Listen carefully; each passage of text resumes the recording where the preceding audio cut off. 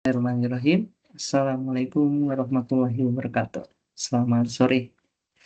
Baik, sekarang kita masuk ke web ketiga untuk ngebahas materi pertemuan atau inisiasi 6 sampai 10 dan juga nanti akan saya bahas mengenai tugas 2 harus diapakan sehingga nanti saat disubmit bisa mendapatkan nilai yang terbaik dan juga untuk mata kuliah algoritma pemrograman ini bisa sesuai atau mendapatkan nilai yang terbaik. Baik, saya izin share untuk materi 6 kali ini, untuk inisiasi 6 kali ini saya share. Udah nulis?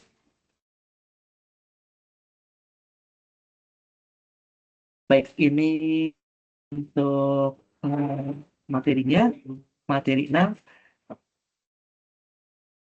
membahas tentang struktur program Java. Jadi struktur dasar program Java itu ada documentation section, package statement, import statement, interface statement, class definition, main method class, main method definition.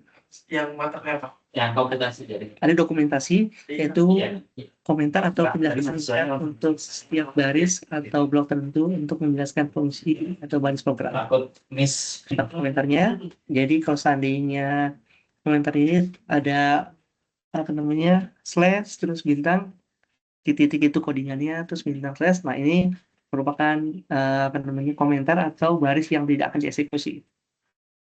Nah ini baris 2, jadi kalau seandainya untuk bisa slash bintang 2 titik terus bintang slash, nah ini untuk bisa juga sama komentar, dan ini hanya bisa terjadi kalau seandainya slash 2 ini hanya bisa untuk dalam baris tersebut. Nah ini yang bisa berisi komentar, tapi kalau seandainya untuk beberapa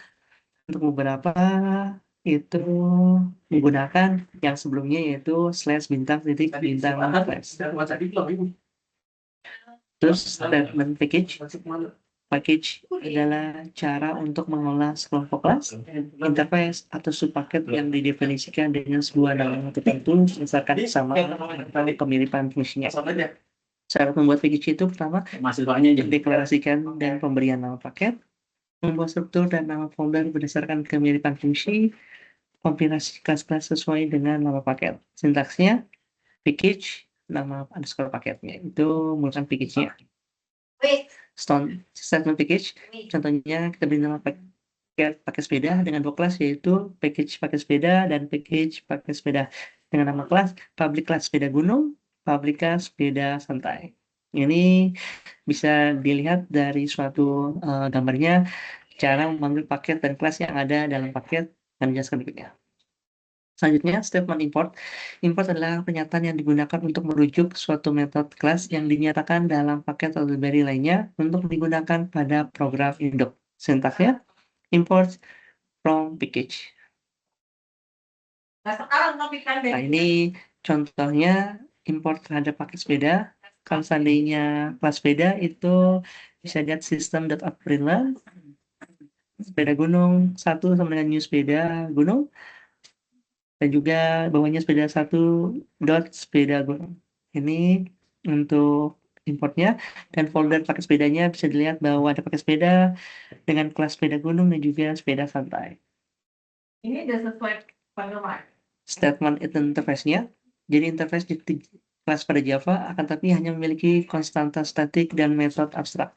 Sintaksnya, public interface, nama interface-nya, contohnya 10 itu public interface sepeda, jadi sepeda gunung dan juga sepeda santai. Kalau kelas itu, kelas adalah template untuk membuat objek yang mendefinisikan state dan behavior beberapa hal tentang kelas. Kelas hanya memiliki akses modifier publik dan default. Kelas publik harus memiliki nama file Java yang sama dengan nama kelasnya. Contoh, jika nama kelas adalah sepeda, maka nama filenya wajib dengan nama sepeda.java. Satu kelas Java hanya bisa memuat lebih dari satu kelas non-public dan wajib hanya memiliki satu kelas public. Kelas public dapat dilihat oleh semua kelas. Kelas dengan akses default hanya dapat dilihat oleh kelas dalam paket yang sama. Bagi apa? Tanpa kelas publik tidak memiliki batasan penamaan. Nah, ini contohnya sintaksnya public class, terus ada komennya field, konstruktor, dan field di kelas method. Contohnya public class sepeda gunung dan juga system.out print. Itu mau inisiasi 6, selanjutnya inisiasi 7 ngebahas tentang asalnya itu tipe data dan variable dan bahasa Java. Sekarang tipe data dan variable. Jadi tipe data ialah klasifikasi data yang mengenalkan kompilator atau penerjemah bagaimana programmer bermaksud untuk menggunakan data. Sebagian besar bahasa pemrograman mendukung berbagai macam data. Sebagai contoh bilangan real, integer, atau boolean. Ada dua tipe data pada Java, yaitu tipe data primitif, tipe data reference. Nah, ini tipe data primitif, ada boolean, char, byte, sort, integer, long, float, double. Nilainya ada, kalau bulan itu bisa menilai true, false, karakter itu bisa single karakter, byte itu integer, short integer, integer, long integer, kalau float itu floating point, double floating point. Dan juga ini alokasi memori yang digunakan untuk tipe data tersebut. Nah, ini tipe data primitif, jelaskan salah satu yang berbentuk boolean. Jadi contohnya itu yang si variabel dengan tipe data boolean itu biasanya berisi ini apa jika. Jadi kalau seandainya nilai itu 1 sampai dengan 7, nilai 2 sampai dengan 10. Terus boolean nilai 1 lebih besar dari nilai 2. Apakah benar nilai 1 lebih besar dari 2? Cetak true. Jawabannya ternyata salah. Karena jawabannya seharusnya hasilnya itu false. Terus kalau seandainya, nah ini bisa dilihat nilai boolean 7 lebih besar dari 10, false. Apakah benar? Tuh, karena nilai 7 itu lebih kecil. Jadi kalau 7 lebih besar dari 10 nilainya salah, ya berarti betul jawabannya. Nilai boolean statusnya berarti true nilainya. Ini berarti karakter atau char, yaitu bisa dengan bentuk A, terus X, dan juga T. Jadi dikasih variabel dengan tipe data karakter. Jadi keluarannya nanti itu tipe data karakter 1A, ada 2 katanya tipe data 3 itu A, B. Selanjutnya tipe datanya yaitu byte, short, integer, dan long. Ini bisa berupa yang kalau tipe byte 50, kalau tipe short itu dalam bentuk ini, tipe integer banyak, dan tipe long itu lebih panjang daripada integer. Bisa dilihat bahwa untuk tipe data byte, short, integer, dan long. Ini tipe data primitif yang selanjutnya yaitu real, yaitu definisi variabel dengan tipe data, tipe float, dan double. Kalau float itu biasanya ada bentuk koma-koma. Kalau float itu koma, kalau seandainya tipe double itu komanya lebih sedikit dibandingkan float lebih kecil dibandingkan tipe double. Nah, bisa dilihat bahwa keluarannya tipe float seperti yang di bawah ini. Selanjutnya tipe data referensi. Tipe data referensi merupakan tipe data yang digunakan untuk memegang referensi dari sebuah objek instan dari kelas. Pendeklarasian tipe data ini hampir sama dengan deklarasi pada tipe data primitif. Bedanya ketika kita mendeklarasikan tipe data referensi, kita harus membuat instance dari kelas tersebut ke objek. Jadi beberapa tipe data referensi itu kelas, array, dan juga interface. Tipe data referensinya itu contohnya referensi kelas. Bisa dilihat bahwa ini itu kecepatan,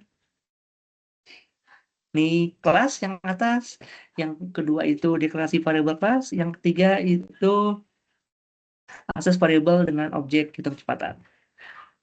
Selanjutnya yaitu variabel. Variabel adalah lokasi atau tempat di memori komputer yang digunakan untuk menyimpan informasi atau data dari sebuah program untuk selanjutnya dapat diproses. Ada 3 variabel pada Java yaitu variabel lokal, instan, dan juga variabel statik. Variabel lokal ini ada variabel yang dideklarasikan dalam sebuah lingkup kecil seperti metode, konstruktor box, ruang lingkup yang kecil juga dan hanya bisa diakses dalam ruang lingkup kecil tersebut. Ini variabel lokal Bisa dilihat untuk metode konstruktor blok, juga variabel lokal cepat. Keluarannya, kalau dari ini, itu penambahan kecepatan yaitu 40. Integer cepat 0, cepat sama dengan cepat plus 40, sehingga keluarannya atau outputnya 40. Kalau variabel instance, variabel yang dideklarasikan dalam sebuah kelas namun di luar metode. Ini ada metode konstruktor bulat, variabel lokal cepat di luar metode. Jadi kalau seandainya ada cepat plus 40, penambahan kecepatannya itu bernilai 40. Ini variabel statik. Variabel yang dideklarasikan dengan keyword static. Variabel ini dapat diakses langsung tanpa membuat objek dari kelas terlebih dahulu. Variabel statik ini contohnya ada variabel statik string jenis sepeda, jumlah sepeda, yang juga diakses bebas oleh metode dan lain dan tidak perlu menyebutkan objek. Sistem data clean-nya jenis sepeda. Jenis sepeda, terus jumlah sepeda. Sehingga di outputnya jenis sepedanya itu sepeda gunung, jumlah sepedanya itu 4. Baik, ini untuk inisiasi yang ke-7, selanjutnya inisiasi yang ke-8 menjelaskan tentang operator Java. Jadi pengertian operator adalah simbol yang digunakan untuk memberikan perintah kepada komputer untuk melakukan aksi satu atau lebih operan. Dalam matematika, operan adalah objek dari operasi matematika. Di dunia komputer, operan adalah bagian dari instruksi komputer untuk menentukan data yang akan dioperasikan atau dimanipulasi dan dikembangkan dari data itu sendiri. Ekspresi adalah suatu bentuk yang menghasilkan suatu nilai. Dalam sebuah ekspresi terdapat operator dan operan. Misalnya 10 plus 5. Jadi 10 dan 5 adalah operan dan plus itu adalah operator. Jadi contoh pada program Java yang seperti dilihat di kanan bawah, lihat ada cepat sama cepat 10, bahwa nanti hasilnya itu ekspresi. Nah, ini operator aritmetika. Operator aritmetik digunakan untuk melakukan operasi aritmetika sederhana pada tipe-tipe data primitif. Misalnya, perkalian, penambahan, pengurangan, dan modulus. Nah, ini di bawah tabelnya, plus itu menambahkan, deskripsinya fungsinya itu menambahkan nilai di kedua sisi operator. Kalau minus itu pengurangan, kurangi operan kanan dan operan kiri.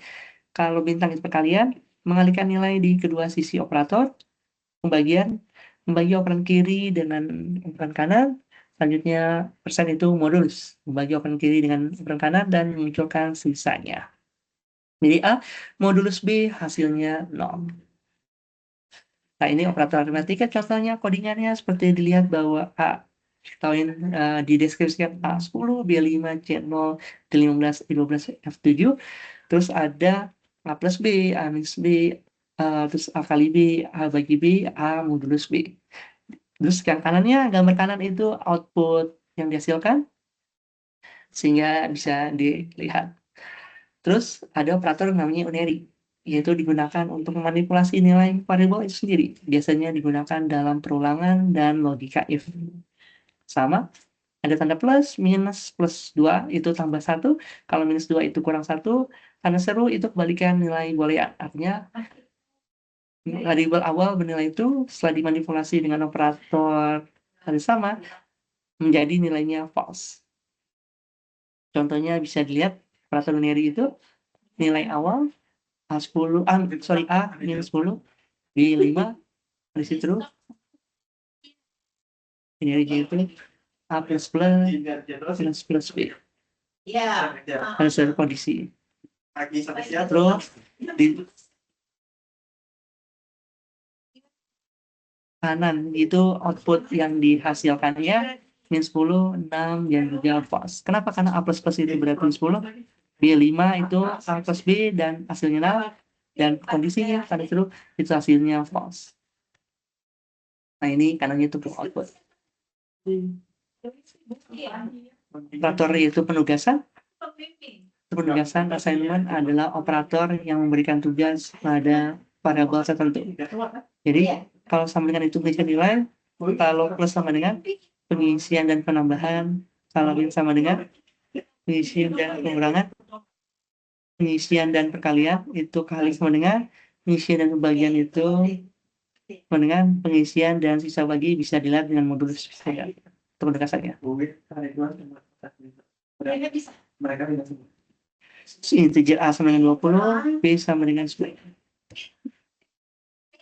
Penugasan variable integer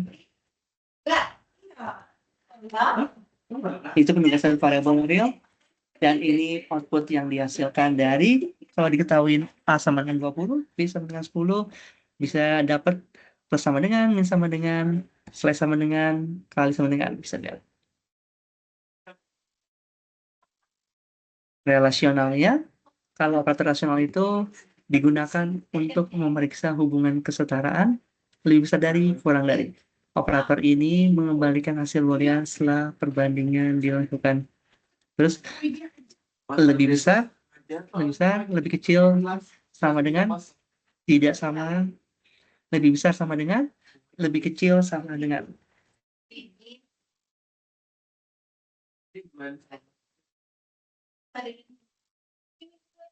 Atau relasional. Contohnya, atau relasionalnya bisa dilihat bahwa sistem print out-nya, kalau seandainya diketahui relasionalnya, A 10, B 20, berarti kalau seandainya A sama dengan B, terus plus sama dengan AB, dan didapatkan output A sama dengan 10, Y sama dengan B. A sama dengan B, false. Kenapa false? A tidak sama dengan B sedikit true, dan juga A lebih besar dari B itu false, A lebih dari B sama true, A lebih besar dari B itu false. Ini operator relasional. Selanjutnya operator logika digunakan untuk menggabungkan beberapa kondisi. Kalau dan sama dengan itu dan, slash 2 itu atau. Jadi kalau untuk operator logika menggunakan dan atau itu lebih simpelnya bahwa kalau dan itu hasil dari perkalian, kalau seandainya or itu hasil dari atau. Jadi kalau seandainya perkalian itu, kalau seandainya hasilnya, maka nilai 1 jika 1 kali 1. Maka kalau seandainya ada nilai false atau nilai 0, maka hasil dari n itu atau dan itu n, maka hasilnya false atau nilai 0. Sebaliknya, hasil dari operator or, jika hasil atau ada nilai 1, maka hasil outputnya itu bernilai true atau nilai 1. Karena kalau penjumlahan itu nilainya ada angka 1, 0,1, 1 tambah 0, itu maka bernilai true. Tapi kalau seandainya nggak ada nilai 1, 0, berarti hasilnya false. Jadi, dan itu hasil dari perkalian, kalau atau itu hasil dari penjumlahan. Simpelnya gitu. Jadi kalau seandainya true, ini dan true, berarti hasilnya true. Kalau true, false, false. Jadi kalau seandainya ketemu false atau ketemu 0, maka hasilnya false. Ini ketemunya dan. Selanjutnya, operator logika bisa dilihat cara memudahkannya dan bisa didapatkan output jika A sama dengan 10, B 20, C sama dengan 15. Bisa didapatkan seperti itu. Kalau A lebih besar dari B, terus di N-kan A kurang dari C, bisa lihat. Kalau A lebih besar dari B, A lebih besar dari B, salah. Terus N, A kurang dari C. Jadi kalau seandainya salah, di N kan pasti hasilnya pas. Itu aja. Belum ketemu, kalau ketemu pas, terus itunya di operator N, pasti salah. Terus A kurang dari B, A kurang dari B, A kurang dari B, benar. Terus A kurang dari C, A kurang dari C, benar. Benar-benar berarti hasilnya true. Seperti itu. Operator ternary. Operator ternary adalah operator versi singkat dari pernyataan if-else. Simbolnya menggunakan tanda tanya dan titik 2 untuk memisah jawabannya. Ya, if else, string, jika A kurang dari 10, A kurang dari 10, else-nya B, A lebih besar dari 10. A kurang dari 10, A kurang 10, Ya dirayain. operator ternary bisa dilihat seperti ini, berarti operator ternary, A 10, A lebih besar dari 10. Terus bisa dilihat output hasilnya ikut. Kalau A lebih besar dari 10. Baik, ini merupakan inisiasi 8. Selanjutnya inisiasi 9 membahas tentang perulangan. Baik, Perulangan dalam bahasa pemrograman adalah fitur yang memfasilitasi eksekusi instruksi atau fungsi yang berulang-ulang selama perbedaan kondisi tertentu. Perulangan while, terbilang ini seperti kecabangan, ia akan melakukan perulangan selama kondisinya bernilai true. Jadi, jika kondisinya false, terus ketemu terus, nah itu blok pernyataannya, sintaksnya while condition. Perulangan while, public class loop while, I sama dengan 0, I kurang dari 5, berarti hasilnya I kurang dari 5, dimindahin 0, itu berarti 0, 1, 2, 3, 4, karena 5 itu sama. 0. Selanjutnya perulangan for. Pernyataan for membutuhkan inisialisasi, kondisi, dan penambahan pengurangan dalam satu baris. For, statement 1, statement 2, statement 3. Nah, ini bisa dilihat dengan for. Jika for integer I sama dengan 0, I kurang dari 5, I plus plus. Ini bisa digunakan juga sama hasilnya 0, 1, 2, 3, 4. Dan ini outputnya. Perulangan while, cara kerja perulangan while sebenarnya sama seperti perulangan while. Bedanya dengan do while melakukan looping sekali baru melakukan pengecekan kondisi. Bisa dilihat do while tersebut. Nah, perulangan do while ini integer I sama dengan 0, integer I sama dengan 0, do system .out.println I plus plus while I kurang dari 5, maka hasilnya bisa didapatkan masih sama, yaitu 0, 1, 2, 3, 4. Ini bisa perulangan. Baik, ini merupakan inisiasi 9. Selanjutnya inisiasi 10 ngebahas tentang kondisi pengambilan keputusan. Jadi kondisi pernyataan if itu adalah pernyataan pengambilan keputusan yang paling sederhana. Bisa ada true, kalau seandainya true bisa langsung, kalau false biasanya itu langsung muter kembali sintaksnya. Seperti itu. Nah, ini kondisi if. Jadi kalau seandainya A sama dengan 10, B sama dengan 20, if jika A kurang dari B, maka sistem datangnya itu A kurang dari B. Jadi A kurang dari B, benar nggak? A kurang dari 10. Berarti hasilnya cetak A kurang dari B. If sederhana, dan ini output yang dihasilkannya. If else adalah pernyataan pengambilan keputusan yang diturunkan dari if sederhana. Else adalah blok yang lain jika kondisi if bernilai false. Jadi kalau seandainya if false itu jika kondisi satu tidak muncul, maka else-nya yang dihasilkan. Bisa dilihat bahwa integer A sama dengan 20, B sama dengan 20. Jika A kurang dari B, maka dicetak A kurang dari B. Else, A lebih besar dari sama dengan B.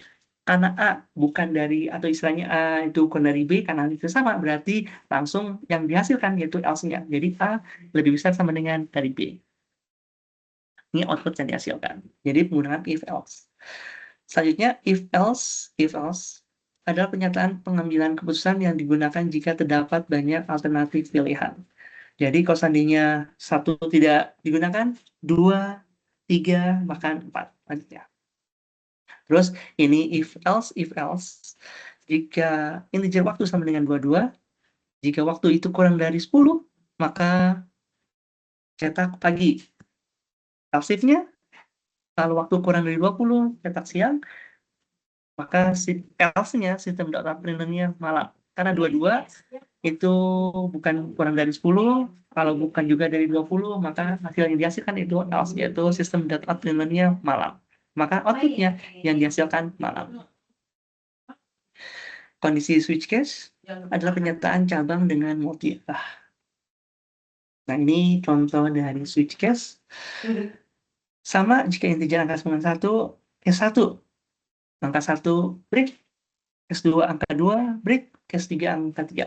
Kenapa break? Karena kalau seandainya sudah ketemu, maka langsung di stop dan langsung dimunculkan hasil output tersebut. Karena integer angka 1, maka case 1 sudah muncul, maka langsung muncul angka 1, langsung break, langsung berhenti.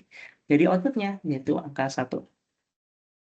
Baik, ini merupakan inisiasi 10. Selanjutnya saya ngecek terlebih dahulu apakah ada yang join atau tidak. Baik, ternyata tidak ada yang belum ada yang join ya dari hal ini. Baik, selanjutnya saya ingin ngebahas tentang tugas 2, tugas yang ingin dinanti-nanti untuk para mahasiswa submit di tugas 2 tersebut. Saya masih izin share terlebih dahulu untuk menjelaskan tentang tugas 2 ini. Baik, saya akan ngebahas tentang tugas 2. Jadi, tugas 2 ini sebelumnya itu saya ingin mengecek apa namanya, kapan dibukanya tanggal 12 Mei dan yang paling penting itu deadline-nya yaitu Senin depan jam 3 sore. Ini yang perlu diperhatikan karena seperti diinfokan bahwa tidak mengerjakan satu tugas maka langsung nilainya E. Terus tugas 2 itu ngapain? Kita lihat, nah tugas 2 ternyata dari hari Senin tanggal 5 ini baru 3 orang saja yang mengumpulkan, sehingga masih ada waktu untuk 1 minggu ke depan untuk mensubmitnya. Jadi ngapain sih tugas 2? Kita lihat bahwa tugas 2 itu buatlah program sederhana menggunakan operator statement if dengan kasus berikut. Nah, kalau kemarin itu ada pernyataan, terus membuat flowchart dan pseudocode. Nah, kalau sekarang buatlah program sederhana menggunakan operator statement if dan kasus berikut. Sehingga pengumpulannya itu dalam bentuk pertama saya minta dalam bentuk aplikasi file.java-nya, dan yang kedua saya mau minta video hasil dari pengerjaan kalian bahwa kalian memang mengerjakannya sendiri. Jadi ada hasil dari apa namanya kalian mengcoding dan juga hasil outputnya munculin dan ada foto wajah kalian menandakan bahwa kalian memang hasil sendiri bukan dari AI suaranya. Terus Pak menggunakan apa namanya editor apa? Bebas, boleh menggunakan editor NetBeans, boleh menggunakan editor Vintage ID, boleh menggunakan editor Visual Studio Code, boleh silakan. Tapi nanti jelas yang pengumpulannya itu dalam bentuk atau dalam file format .java. Jadi saya minta dalam format .java untuk pengumpulan dari tugas 2 ini dan juga video. Di zip, silakan di zip atau mulai di submit satu ini APK-nya atau sorry dari file.java-nya dan juga dalam bentuk videonya. Itu soalnya apa sih? Lihat, pada sebuah perusahaan dengan 3 golongan karyawan, yaitu jika golongan A gaji 5 juta, golongan B gaji 6.500.000, 3 jika golongan C gaji 9.500.000. Terus, jika karyawan tersebut lembur, maka mereka dibayar per jam dengan ketentuan sebagai berikut. Jika karyawan lembur 1 jam, maka gaji lemburnya 30% dari gaji pokok, 2 jam 32%, 3 jam 34%, 4 jam 36%, lebih besar dari 5 jam, maka gaji lemburnya 38%. Inputannya pada program ini adalah golongan dan jam lembur. Ingat inputannya. Terus outputnya apa? Outputnya itu nanti yang tampil di dalam layar, hasilnya outputnya, maka jumlah penghasilan sama dengan gaji golongan plus gaji lembur. Berarti harus nyari apa? Baru diketahui dulu nih gaji golongannya, gaji lembur, baru bisa di jumlah penghasilannya.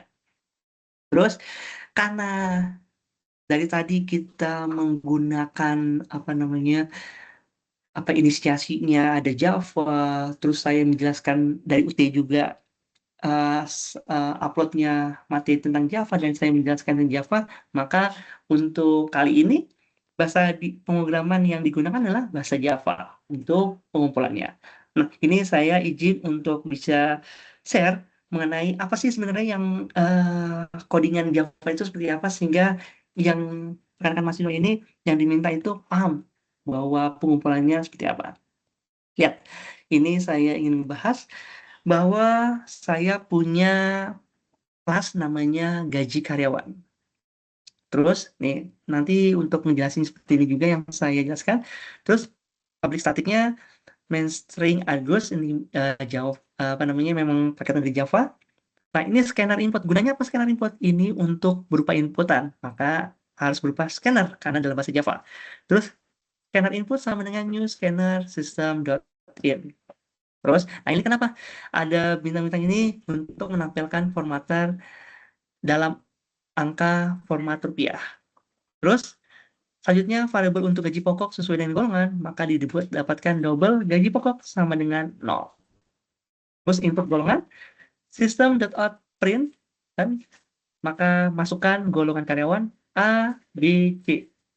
Char golongan, input next, karakter art. Gunanya untuk kalau seandainya kalian nginputkan huruf besar atau huruf kecil itu sama saja hasilnya. Tidak tidak berpengaruh. Maka dibuat seperti ini. Nah, menentukan gaji pokok berdasarkan golongan. Jika golongan A, ini jangan lupa OR atau golongan. Nah ini kenapa sih kok dibuat seperti ini? If golongan, nah ini menandakan bahwa nanti kalian menulis A atau menulis A besar atau A kapital atau A kecil itu hasilnya sama. Oleh karena itu menggunakan operator logika yaitu OR. Gaji pokok sama dengan 5 juta. Terus else is B kapital B kecil or B kecil, else if C kapital or C kecil 9.500.000. Else if jika tidak menulis A, B, C baik besar maupun kecil maka golongan tidak valid. Terus selanjutnya setelah dapatkan jam kerja, masukkan input jam lembur. Sama system.onPrint, masukkan jam lembur, tambahkan integer jam lembur, input next in, variabel untuk menyimpan gaji lemburnya, double gaji lembur sama dengan 0. Kita lihat, nah ini menentukan gaji lemburnya. Jika gaji lemburnya sama dengan 1, maka gaji pokok kali 0,3.